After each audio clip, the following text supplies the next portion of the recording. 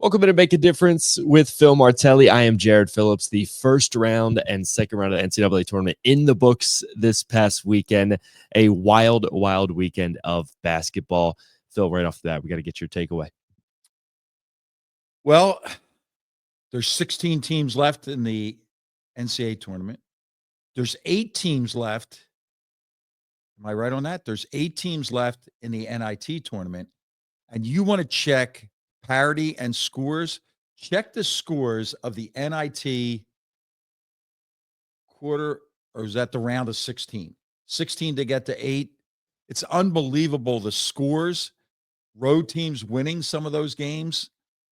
And who will advance to Hinkle Fieldhouse next Tuesday is still up for grabs. But we lose it because there's so much in these round of 64, even the round of 68, the first 4. I mean, the first game of the tournament, Alabama State throws it the length of the floor.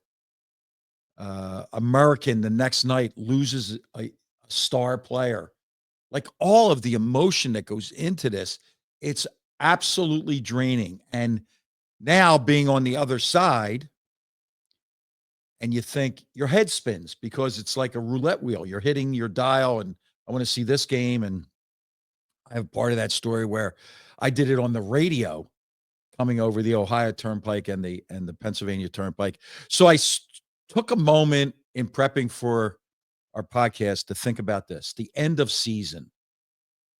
And fans kind of deflate. And I understand that. I want to take it from the coach's point of view. The day after your season ends, whether you ended in the Sweet 16, the NCAA tournament, the NIT, whether you ended in a state playoff game, whether you ended in a regular season, the saddest day of the year for a coach is the day after the season ends, because you want to do more.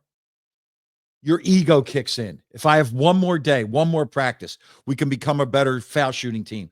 We can make Johnny a little bit better. We can make Sarah a better zone defender. You also come to the realization, even if you have a lot of players back, and later in the show we're going to talk about the fluidity of rosters, but even if you have everybody back, that group that just took you through a 3 or a 4 or a 5-month run will never be the same. They will not come back the same. Charles Barkley and Kenny Smith late last night spoke about this. They spoke about in high school when it ends, some will go on to play. It doesn't matter where and what level of college, some will go on to play. In college, very few, minuscule numbers will go on and play. And in today's environment, many of those players that represented their schools this year will be on the move. The ego is a big deal. I need one more day to get it right. And many of us then immediately go down the rabbit hole. And I guarantee you our guest has done this. You start planning and diving right back in.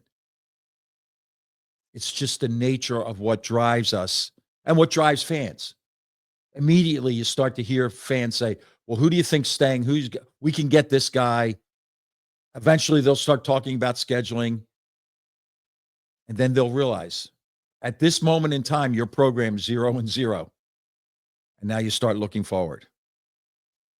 To everybody out there, please use your power of thank you. If you're a coach, take time to thank your families. Take time to thank your fellow coaches, your support staff, your players, because they gave you the opportunity to get better and to make a difference. If you're a fan, take time to thank those players for representing your school. Thank your fellow fans for driving your passion. There's nothing wrong with being passionate about the local high school team. But it's really important that we close the book by thanking all those that were involved. To the players out there, the families of the players, when you speak, make sure they go back and thank their coaches, freshman team, JV team, thank their bus drivers, thank their maintenance people for getting them in on a Saturday. But it's really important when you do tie the bow around your season that you use thank you, so that motivates people to get ready for the next year. So it's tough day. It's tough day, that last day that starts the end of one team and the beginning of the next. Well, I think it's even more fascinating in today's day and age. And I think our guest this week will maybe touch on that a little bit. Like, you're right back on the saddle. There's No question. there's no wait time. There is no break. It is just foot on the gas all the time in this day and age in the college game with that transfer portal open. And it is really fascinating to see really jumping right back into work. Like you mentioned, like that team is not the same, and you have to jump right back into roster building the day after you lose probably the most emotional game that you'll have Right. that year. It's really unbelievable. But we're going to get there, not only with this guest, but also going forward over these next couple of weeks, really talking about the state of the game and the state of the profession. But we have to start with the Martelli Minute. Status Solutions Network is committed to making a difference by providing Alicia Law compliant safety technology to schools through a grant of use, ensuring that financial barriers never stand between students and proper safety. Each community has the power to create real change. School safety. Learn more at statussolutions.com. Statussolutions.com. Let's make our schools a safe environment for all students. Martelli Minute. Take time and care to expand the we to include the overlooked and neglected, so that the me will be stronger. Always we is over me, but it's not a selective we. It's we, the communities that we're in. We want to make sure that we see them, and help where we can. It'll make a stronger you. Make it your mission to make a small difference. We're not asking anybody out there to change the world, because no one can do that alone. But if you can make a small difference in your family life, in your community, in your school, in your organization, you have to make it your mission. Always do what must be done. Never waver. Never trade. Never give in. Do what must be done. And the life is about relationships. Build them, grow them, and nurture them, because all life is about relationships. The Martelli Minute. They just keep coming. And we're going to get back on that track of 6:30. It's been a little bit laxed here this winter. March, it's been a busy month. I think people can cut you a little bit of slack. Not too much slack. Not too much. I don't want them to. Yeah. Got to keep you on your toes. So as we go into this guest segment, it's time to reflect a little bit, right? Tom Izzo was a guest. He's in the Sweet 16. John Calipari was a guest. He's in the Sweet 16. Gino Auriemma won his first game in the NCAA tournament. I was watching a little bit of that. I'm not sure how. 103-34. It was a 50-point game at halftime. I mean, they are just, they're a force. They keep going. We had the state, not the state championship, but we had the public league champion, the Catholic League champion. Isaiah Thomas, Councilman Isaiah Thomas, won a state championship. It's fascinating. So we must be a little bit of a good luck charm, and phone's probably ringing off the hook to be on this week and next week and as we go forward, because championships are forever. They create memories for a lifetime. On March 15th, the Bryant Bulldogs did just that. A championship and memories. As a parent, You want to prepare your children for their opportunity to make a difference. The people, from the fans, administrators, families who spoke so highly about our guest, not as a coach, but as a person, they touched my heart. And yes, Coach of the Year, NABC Coach of the Year. When you look at who he went against to win that award for the district, America East Coach of the Year. Most importantly, a champion, because that is for life. We're delighted to be joined by an NCAA participant and a young person who took his 15 minutes of fame and touched people. We're delighted to be joined by Phil Martelli. And as everybody has been saying over and over again, Phil Martelli Jr. So, Philip, welcome to the show. Thanks for having me.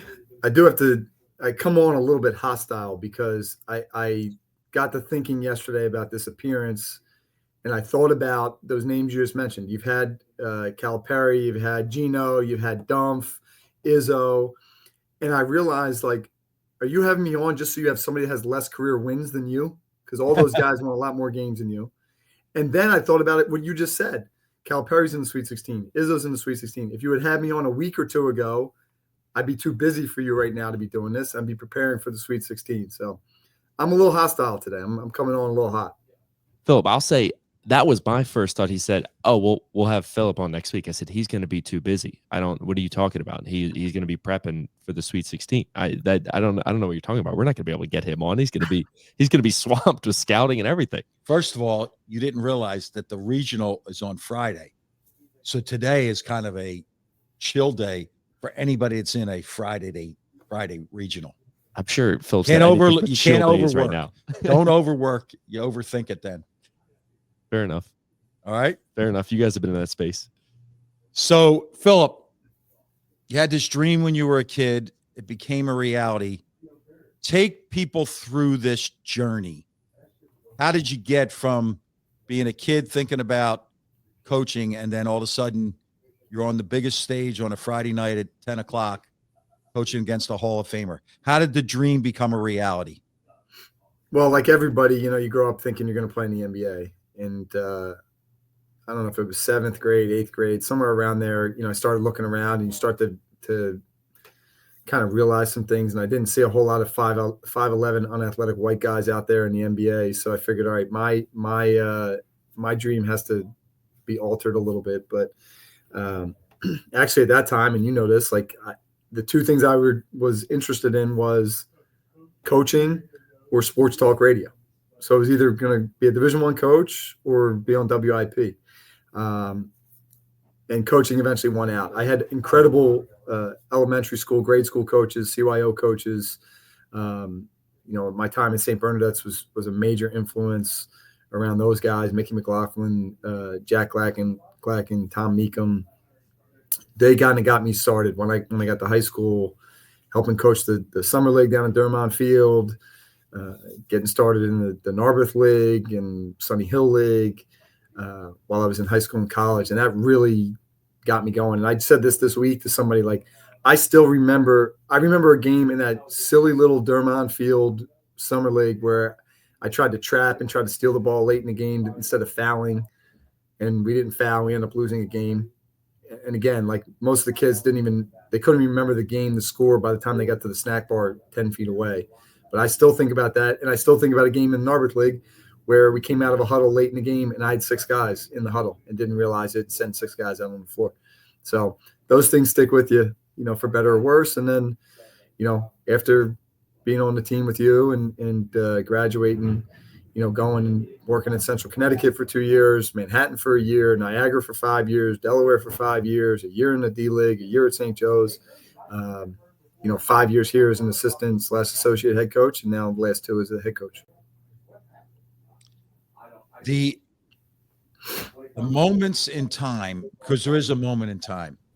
It's a really interesting, whatever you would call it, connection Tell everybody your number one draft in the Narberth League and what just happened for him over this weekend. Yeah, one of those years I had the number one pick, and it was Dan Giroux from Springfield, Pennsylvania, who is now the most recent Division I head coach at Iona College. Had spent time, played at Richmond, must have played professional a little bit, and then was in the NBA, was in the college assistant for a minute, and then he was with the Cavs, and he's been with a bunch of those teams. So I know he coached LeBron at one point in time, and now he's on the college side. I also had John Griffin on a team. He was a Division I head coach. I had him on a Narberth team. Bobby Jordan, who's an assistant at Jared's alma mater, Temple. So, wow, the basketball world. The world is small. The basketball world is super small, and the Philadelphia basketball world is like incredibly small. So, we could fit in a thimble, and what we know sometimes could fit in a thimble. But you had a really special team, and we all get these visions when we're with them. When was your no? When did you know that this team could be that good? And then what was the path to become all that? So when we had them over the summer, we NCAA allows 8 weeks. We were allowed to have them for 6 weeks. And a couple weeks in, we started mid-June. So it was sometime early July, maybe mid-July. As you can see, my office overlooks the gym there. And it was one of those days where they started early in the morning with a weightlifting session. They then had class. We then did a basketball workout. And then they went over and did a conditioning workout, out on the turf, the football field, or the stadium steps or something, pretty hot day. So I come back and I'm packing my stuff up right here. And, I just start to hear the ball bounce in the gym, and it's one guy, and okay, probably Earl's usually in there getting extra work. And then I hear a couple balls bouncing and look out, and there's a few guys, and then a few more and a few more. And that was the day I kind of said, all right, there's something with this group, because every guy was in that gym. They did not have to be. Coaches weren't in there. It was them on their own. And it was team, it was player led. I think they saw the way Earl was working out, the way Raphael was working out, and guys like, all right, if they're doing that, they're the best players. I got to get in the gym. And that really, really was the day I said, you know what, this group's got something. Now, you know how it is. You never know. Is it championship? You don't know what the end is going to be. I just knew that there was something there, and we had to do everything we could to harness it as a staff and make sure that they maximize whatever that potential could be. Everybody goes through these surprises, the challenges. How did you address them with an older team this year when you were surprised or you were challenged? Because your preseason wasn't like a smooth ride on a escalator, so to speak. Where were those surprises and challenges, and how do you address them with an older group? Yeah, I mean, it was, the non-conference was tough. I mean, we lost 5 games by 1 possession or less. So at one point in time, I think we had 5 of our non-conference losses by like combined, it was like some crazy number, 9 points or something like that.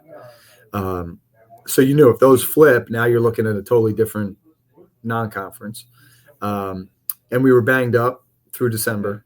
Our best players were all out for multiple games at different times, some overlapping. And I knew going in, like, the non-conference schedule was really tough. And really what it was just trying to make sure that they understood, like, this is building towards something bigger in the future. And staying even keeled, like not getting, okay, we have a good win, not getting over the moon and going like, oh, we're the greatest team ever. And then when we lost, we lose to Brown, they hit a buzzer beater, in a rivalry game, like not going in and saying we're the worst team ever and we got to switch everything. No, like we just had to stay the course. And again, when you look at the end of that non-conference schedule and you look at Tennessee Chattanooga won their regular season, Towson won their regular season, St. John's was obviously in the NCAA tournament, Grand Canyon was in the NCAA tournament. Like there was good teams up and down that line. St. Bonaventure was very good. Knowing like we were challenging ourselves and just trying to continue to preach that to them. Like there's a bigger picture to this.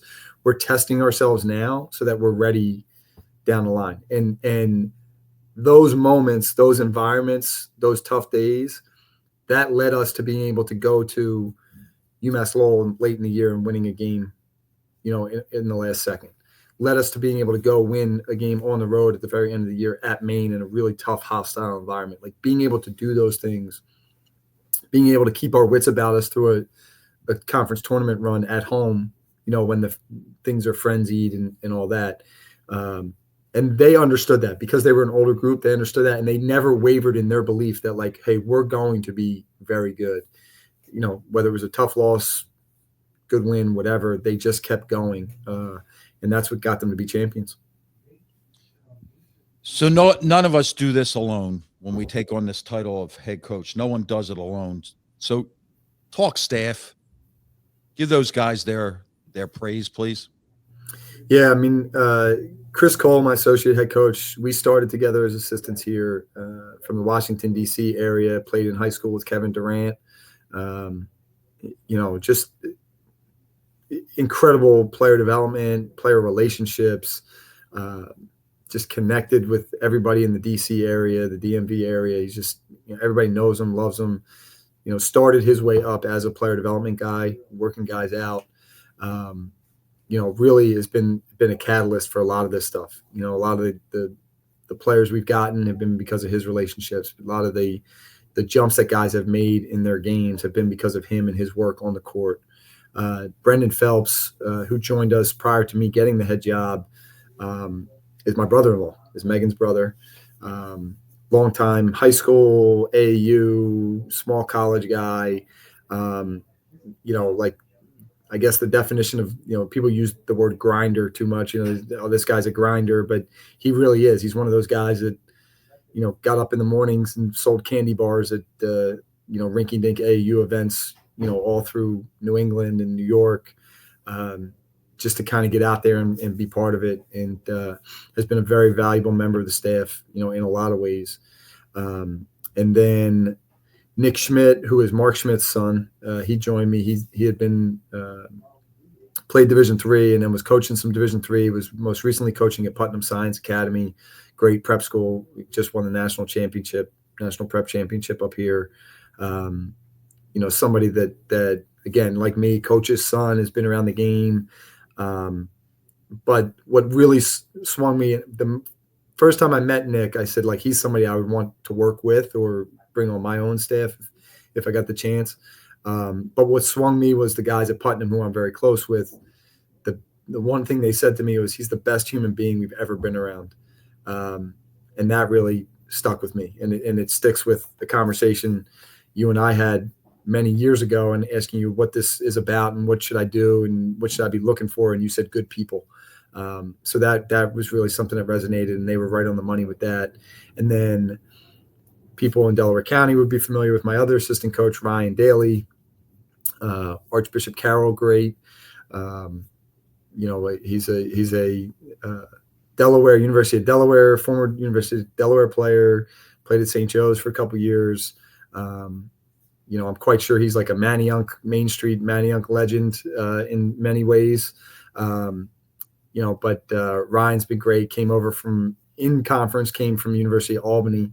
And just a great way about him. Obviously knows the game, played at a high level, brings instant respect and credibility that way. But really good with the guys. And all those guys just love being in the gym. Like you just feel it from them. Like they just love being in the gym. Like the moment one of our guys comes in and says, like, can I get shots? It's like, in a lot of places, everybody kind of like looks side-eyed to wait for somebody else to be like, yeah, I'll go get down there with you. Where these guys, it's like a race to like who can get down there first and get on the court with a guy and work with a guy or watch film with a guy. So really, really grateful to them. I mean, they've worked their butts off, and if it weren't for them, we would not be in this position. So your program, how are you making a difference on campus? How are you making a difference in your community? Well, I don't have to tell you, like very, very, very few times, if any, could I say that I was the best player on any team I was on. But being the best teammate was always something that was attainable and something that I wanted to be. And I've carried that through into my professional life. Like, I'm just trying to be a good teammate. So, just the other coaches in the department, Like those are my guys, or like if I can pop in and say what's up to them or sit down and talk or share ideas, like we're doing that constantly. That happens multiple times a week, even in the season. I'm stopping down to see Ryan Klosterman, our baseball coach, who, he won a championship here last year. And Ruben Resendiz, our soccer coach, he's as good a young coach in any sport. I don't care where you're at. Like that dude is brilliant. I mean, he won a Division II national championship at Franklin Pierce. He came here where they've never won the America East Championship. Most of his guys, his starters on the national championship team of Franklin Pierce went on to Division I, Providence, and all these different places. And the team he left behind won the national championship again the next year.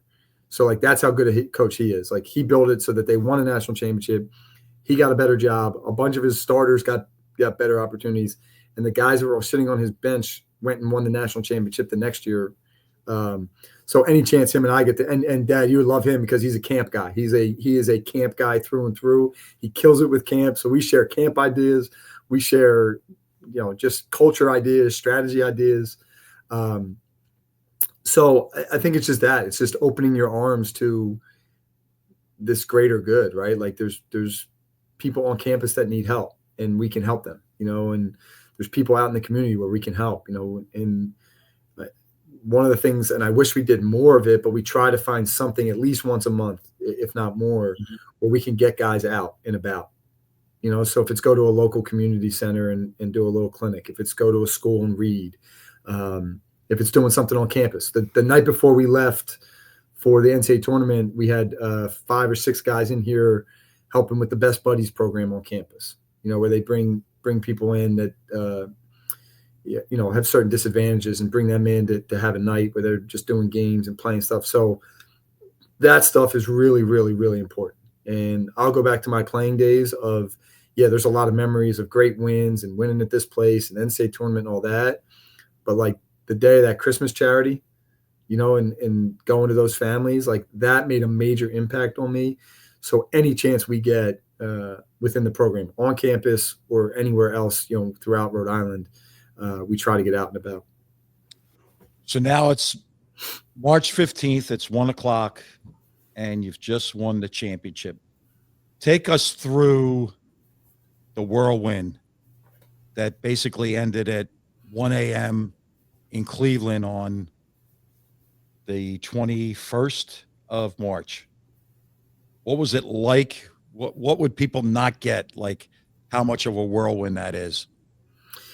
Yeah, it's a lot. And obviously I'd been through it. And it's something when they asked me, like, what's something you didn't know? I was like, well, I'd seen it, but I didn't know, until you're in it and your phone won't stop buzzing with messages. You're trying to get your mind wrapped around all the logistics. Again, like a lot of that stuff you don't talk about before. So all of a sudden, like game ends and you're celebrating, and then, on the court, my athletic director's like, what are you thinking about for tomorrow? Now you have to like, all right, you still have celebration mode going on in your brain, but you're like, okay, now, what do we want to do? How do we want to set this up? Because it all happened so quick. And then, obviously the media stuff and, you're getting pulled or poor SID. It was like every time, like, all right, now what? Like what, all right, they need you to pull to go on this. They need to jump on this Zoom so they can do this interview. They need to call, you need to call, they're going to call this person's going to call you. Like, it's just a lot, and trying to compartmentalize, like, all right, I need to do these things, right? Like I need to, once we got our selection, once we knew we were playing Michigan State, like, all right, we got to get to know them. I got to get to know them and have a plan and go win a game. And it can't just be, okay, well, we'll go do the press conference. Well, the press conference isn't us winning us a game. Like, so it was just like the constant barrage of like, okay, now it's the next thing and the next thing and the next thing and the next thing. And, trying to find those moments where you can focus on doing the main job, right? Like the main thing is the main thing. And that's to try and go win a game. And, we had to make sure that was set, so like I left here selection Sunday night at 1 something in the morning. The assistants were still here. I don't know what time they left. And I really hadn't even barely done anything with Michigan State. I printed out some of the sheets and some of the things and we're able to talk to them as they started watching. But, you did all that and you're there that late and still wasn't like I had a moment to really sit down and watch tape, like that. That's how crazy it was. The idea then of family and the final question of this fits together with that. So who's made a difference in not just this program, but in you? Like, who's made this difference and the family role in making a difference?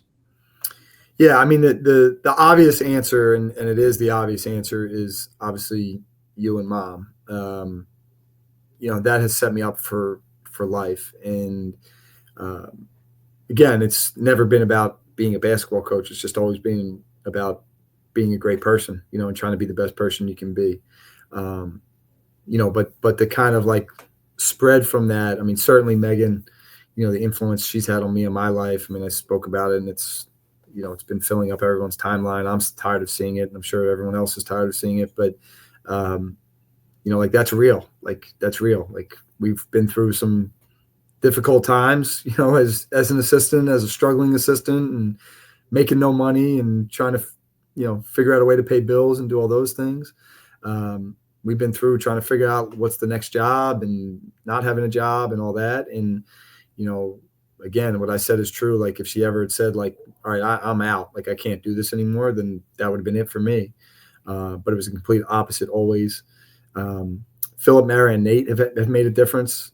I mean, it, just being a parent just changes you in so many ways and changes your perspective in so many ways. So that's made a big difference.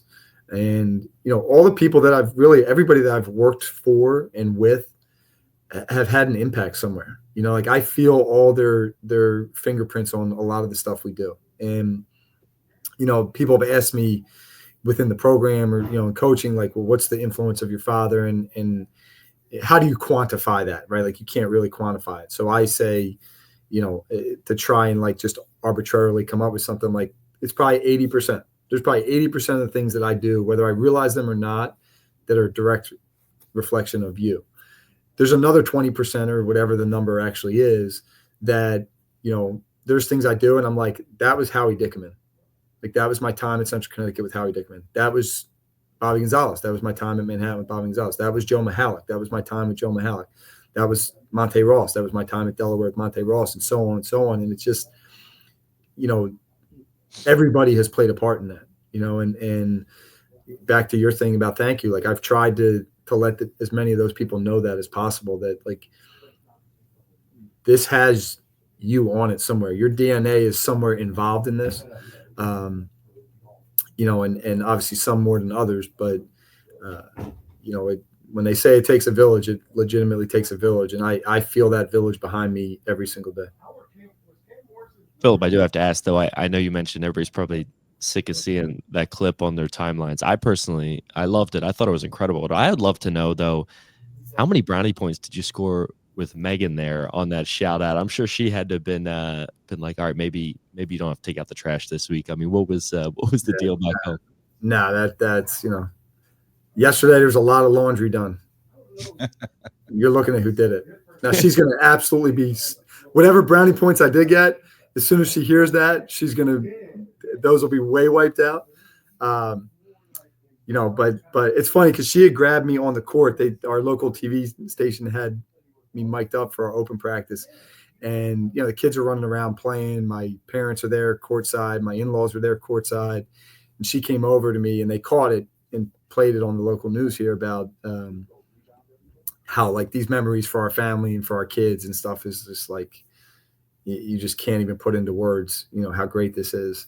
And and it's true. Like we don't do this alone. We don't do this by ourselves. We don't do this. There's a group of people that live and die it. And that's what I have. I saw it growing up on that other side of it. And now I get to be in this role, and see it. And then the final one is going to be this. out there in the public, they think because of you, your brother coaching at Penn State, your sister who could be coaching and chooses to do it in teaching and really coaching her children through all these activities. Give people an idea of the percentage of time that we talk X's and O's as a family with Elizabeth, with your mother, and with Jimmy. Yeah, it's never X's and O's. It's always about people. It's always about people. And I think that's what the reaction that I've gotten all year when people ask me that. How much do you talk to your dad? Is it I'm like, it's never about, he's never said to me, well, you really need to try to play a 2-2-1. Like, no, it's never that. And I think people think that's what it is. Like, yes, but it's always about people. It's just about people. And really whatever it is that we do, right? Like any of these things that we do, coaching, broadcasting, bartending, whatever it is, like it's about people, right? And connecting with people and making a difference for people and with people and having them make a difference on you. Like that is what this is always about. And again, that's something that you've instilled in all of us, that to me, that's what it is every day. You know what I mean? It's, and I say this, we just met as a staff and we're just talking about like what we need to do off season. Like all off season last year, I didn't think about like, well, what offense are we going to run or what plays are we going to run? Like it was always about how do we get this group connected? How do we bring people together and connect them? And yeah, that's what our conversations are. It's either that or it's stupid jokes that one of us is just annoying the other group of people about. I don't ever take part in that, but I do want to make a major shout out that I have solidified myself. Aunt Lisa has solidified me as the funniest person in the Martelli family. So, shout out to Aunt Lisa about that. Bridget Kehoe just celebrated a birthday. She's second funniest. She's self-proclaimed second funniest. What was it? Your birthday that Aunt Lisa just threw that out for you, just throwing you a bone, or what was the occasion? There was no it wasn't like America's Got Talent where like we all had to get up and tell a joke. It just I think it's just a known thing. Everyone knows it. There we go. Well, thank you. Go pursue that portal. Because once is nice, twice is nice. So yeah, we're trying to get back. Go back. Next year you won't be available because you'll be prepping for a Sweet 16. There it is. That's the plan. I love you. All right, love you guys. Thank you. Oh, you Phil, thanks so much. About as terrific as expected. Yeah, about as terrific. He dropped a bomb there at the end. The funniest Martelli. Get out of here. There's no way. I don't really know. Because there's shaking from above. Oh, yeah. They're shaking from above because if she heard that, which she did, because she hears everything, your mother is up there somewhere going, ho, ho, ho. I got something to say about that. Absolutely. I got something to say about everything, but especially that. Getting a word in about just about everything. That's but that one, yeah, we might see a sign here in the next hour. So I think we will. I think we will. So where do we go? Where was I? That was special. But where was I? I think we have to go back over what actually happened last week, because where I was supposed to be supersedes where I was. I was supposed to be at the Coaches versus Cancer breakfast on the floor of the Palestra, followed by a podcast with Fran Dunphy. But thank goodness John Griffin was able to step in while I had all kinds of travel issues getting back from Indianapolis. So John Griffin, special guy and very passionate about crushing cancer. He filled in. I was supposed to be on a Northwestern Mutual Zoom where they were making a sizable donation to Coaches versus Cancer. I was supposed to be with Bo Ryan and Seth Greenberg, talking leadership, talking tournament, talking leadership in that order. And had to make a call. Fran Frischella stepped in, so thank you to Fran. Then I did a Widener prep call the next day with Dean Todd Clark of the Widener Law School. And that will come back when we do Where Am I Going? And then I had an unbelievable opportunity in Conshohocken at ASTM, Advancing Standards, Transforming Markets. Lauren, Director of People and Culture, and Andy, the President, along with, they have a fun committee that was involved in this, Better Together.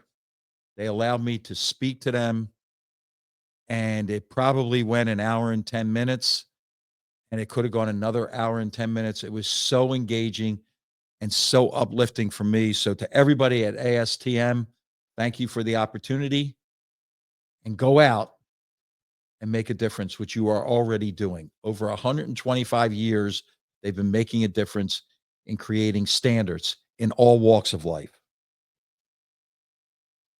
Then Judy and I headed to Cleveland via State College, got a chance to visit with Jimmy and his family. Another podcast with Les on Sports, a national podcaster. And then I just rattled these names. We get to Cleveland, get a chance to go to the open practice and see old friends, people on the committee, Martin Newton and Lee Reed, John Rothstein, Jim Spanarkel, Sadi Washington, Tom Izzo, brought me into the coach's locker room as Bryant was getting ready to go on the court. Michigan State was getting ready to go into their press conference. I went in and talked with their entire staff. Richard Pitino, saw him getting a sandwich all by himself on the day of his first round game. It was pretty neat. The president at Bryant, the board at Bryant, the families at Bryant. It was a wonderful, wonderful experience to share it with Jimmy and his girls. And Pat Jeffries got in the car after Nolan took a standardized test, Terra Nova test. They drove through the day to be there. It was a terrific experience. And then headed back after the game, headed back on the Ohio Turnpike and the Pennsylvania Turnpike. I listened to games. I listened to Saturday games on the radio. It was like flashback to listening to the Phillies games on radio when I was a kid, and now back and getting ready to move forward with where I might go. In fact, might is the wrong word, but where I will go. So after this podcast, I'm going to the Widener Law School to do a fireside chat with the dean. I'm going to do a lot of phone work.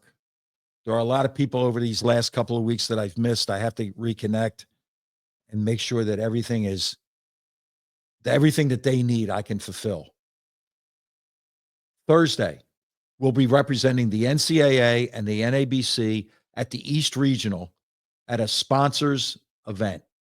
So sponsors pay money to be involved with the tournament. The East Regional on Thursday, I'll be able to go there and share with them. And then Friday, Saturday, Sunday, right now is, as they say, chill. But hopefully, by the time we finish, there'll be more things on the phone and I can continue to enjoy this retired life. I mean, God forbid you hang out and watch the basketball this weekend, right?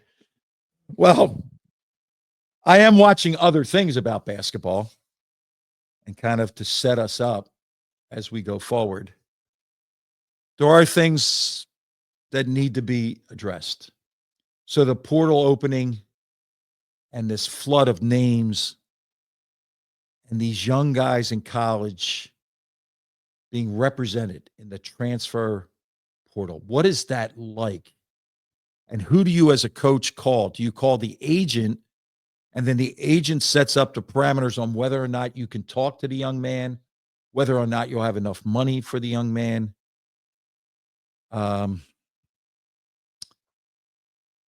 Just I saw that there was a player that actually declared for the transfer portal from the locker room after losing an NCAA game.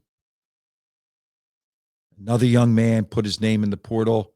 His team is still playing forward in the Sweet 16. There's something that we have to get to. We have to get to it. Now, that does not excuse the coaches and the coaching changes.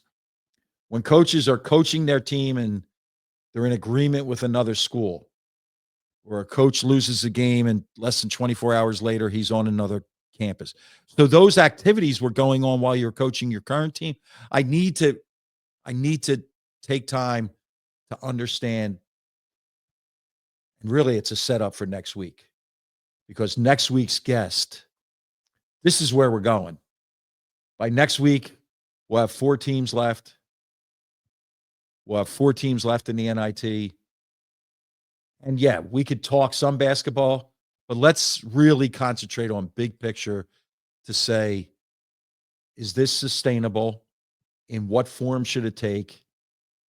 And I would even express to our next guest, is it time for a commissioner to kind of oversee this whole thing so that we don't lose the madness, which is March? We have madness, but unfortunately, there are tangents to it that make you scratch your head and say, is this really healthy? That I don't know.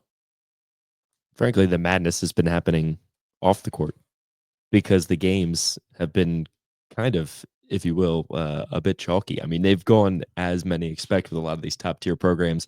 The madness has been in players jumping into the portal while on a team still, a coach jumping to a different program a day after where their situation might end or where their season might end. I think it's going to be, we've talked about this at length on this show with many different guests who have, I think, the best insight you can possibly get. Not to, toot our own horn too much, but we've had people on this show that I think are as plugged into the game as you could possibly get.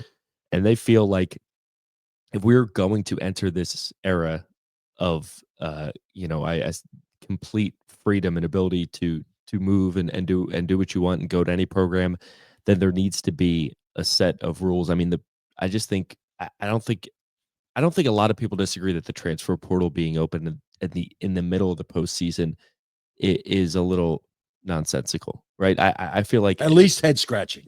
I don't think that I'm crazy to say that, and I think there's a lot of people that agree with that. Now, there's probably a reason why it's done that way by the NCAA, but that's something that's absolutely worth revisiting. Is there a grace period for players and for coaches before they can make a decision? And you talk about how these coaches have to get in contact with an agent to even talk to somebody who's in the transfer portal. Some of these coaches probably have to start doing this while they're prepping for games in the Sweet 16 or in the NIT. And it's like, what are the parameters upon which they could speak with an agent? Do we need to work our way towards a CBA, like a collective bargaining agreement for these players to have contact periods, to have all these things? It just feels like, I think we just know in the history of the game, things have gone on for a long time, and there were violations handed down and things like that.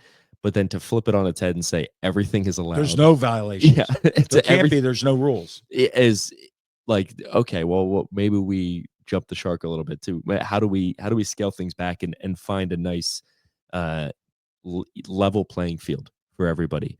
And I think the way it has affected the competitive landscape of the NCAA tournament is allowing the public to see exactly where it's all headed. And like you said, we're going to have an expert on next week that's going to be able to break it down as eloquently as possible. Someone who is as plugged into the game as you can get, that will be able to kind of really break it all down for us perfectly. And as you don't despair, though, don't despair, because obviously it's up close and personal, but being on the floor when the Bryant players were broken down in tears after winning a championship, the exchange between the young man Battle and Kelvin Sampson, there's beauty in this competition.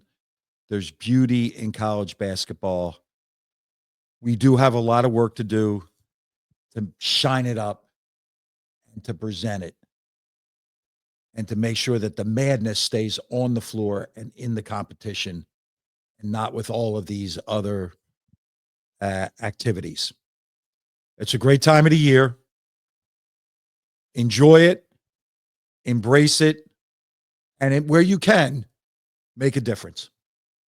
That's exactly right. And if you're looking to make a difference, you can always head on over to pnjmakeadifference.com. That's where you're able to get in touch with Phil Martelli. He can help you make a difference, whether it's in the classroom, in the workplace, on the court, off the court, wherever that may be, that is the best place to get in touch with Phil so you can help him make a difference. If you are listening on Spotify or Apple, we would really, really, really love a 5-star rating. If you're watching on YouTube, go ahead and hit like and give us a subscribe as well. We are on Instagram, TikTok, and YouTube at Make a Difference Pod, and we are on X at Make a Diff Pod. Our Facebook page is Make a Difference with Phil Martelli. We have another terrific, terrific guest that will lead us into the Final Four. And we can't go forward and we can't end this segment without a major shout out. Danielle Parker, who works very closely with us, gave birth to her second child, a boy, last Thursday. And I will only say this. When I kept bugging her and saying, "Are you all right? What can we do?" She said she just wanted this baby to come before she had to enroll him in kindergarten. So it was a long stretch. Danielle, thank you for everything you've done for us. Congratulations. And you know what? You make a difference. So we wanted to do that for you, give you a shout out. That's incredible. Congratulations, Danielle. Just in time too. She can kind of relax and watch some NCAA tournament games, with the baby out. Well, with 2 children under 5, I don't know, relax in that will apply. Relax is not the operative word there. No, absolutely not. A terrific, terrific guest coming up next week as we take a look at the state of the game as we head into the Final Four. And then, of course, the national championship. It will be quite a show, and we hope you can stick with us. But for now, Phil, unbelievable guest this week. Come on. I knew he was going to be on eventually, but coming off the heels of the past week, that was special. Quite a week. So thank you to Phil Jr.